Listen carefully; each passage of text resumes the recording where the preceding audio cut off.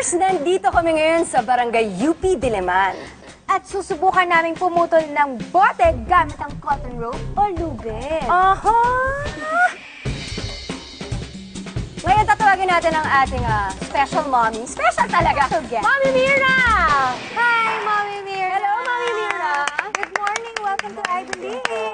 Mami Camila, ang tanong ko sa'yo, naniniwala ka ba na kayang putulin ng lubid ang isang bote? Hindi po. Bakit, Mami? Napaka-imposibleng mangyari. Napaka-imposibleng mangyari. Hindi ko pa sure kung mapuputol ng lubid ang isang bote. Okay, Pwede, sige. ibabato ko yung bote. Wag, hindi nga eh. Kailangan nga maputol Pero siya ng yung lubid, mainis. napaka-imposible. Okay, sige. Mami Mirna, para maniwala ka, explain mo kay Mami kung anong mga kailangan natin gawin. Okay, so ito na po ang ating mga kailangan. Mga bote, cotton rope o lubid, alcohol, lighter, tongs, at balde ng ice tubig. Guys, remember, safety first. Meron kami niyan, Kuya Chris. Aha. Aha, okay. Mami, ito suot na. natin yung mga safety gears Mami natin. Mirna. Tsaka ito. Yan. Okay. Ngayon na, handa na tayo at naka-gear na tayo. Step 1, ibabad ang rope sa alcohol. Go, Mark. Sige, kuha ka lang ng isang lubid. Ayan. Now for step 2, ipulupot ang rope sa ilalim na bahagi ng bote. Buhol. Apo, ibubuhol natin. At ang step 3, sindihan na natin yung lubid. Sige, Mami, tanggalin mo muna yung gloves bago mo sindihan. Yan, ikot-ikutin mo At siya, ikot-ikutin natin. Okay na po. Okay na yan, Mami. Ayan. Ikot-ikutin Ikot-ikutin niyo po. mo lang yung bote. Tandaan, mga bata, huwag niyo pong gagayahin ito sa inyong mga bahay. Lalo na kung wala kayong magulang o matandang kasama. At kapag mainit na to, guys, pwede na natin siyang ibabad sa malamig na tubig. Huwag niyo lang hayaan na maging itim talaga ng tuluyan Yung yung lubid. lubid. Okay, Mami, Ayan pwede na, na Mami. natin siyang ilublob sa malamig na tubig. Ha! Go!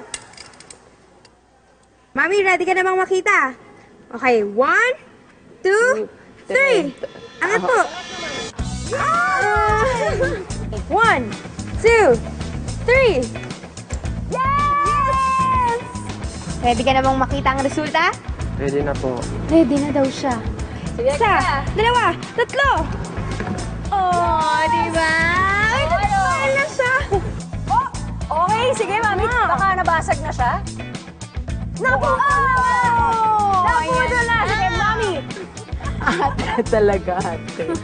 Hati-hati. Mami, do you believe? I believe. Yay! Labas mo siya, Kunin mo nga yung kalahati. Labas mo. Ayun, Labas mo. Oh, di ba? Oh, Mami, yan, oh. Okay na. Ang glass ay nabubuo pag ang sand o buhangin ay na-expose sa heat o init.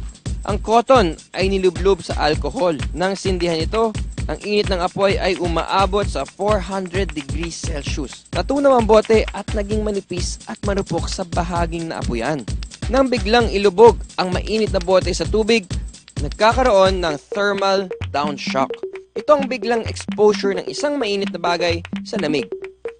Ang lumamig na outer surface ng bote ay nagko-contract habang ang mainit na inner surface ay patuloy na nag-e-expand. Ang magkasalungat na contraction at expansion ng glass ay parang isang maliit na earthquake, kaya nabiyak ang bote.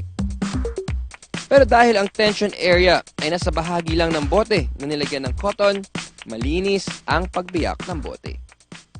Maraming salamat sa ating mga I-Believers dito sa Barangay UP Diliman. At mas marami pang masasayang experiments ang naghihintay sa inyo sa pagbabalik yan ng I Believe!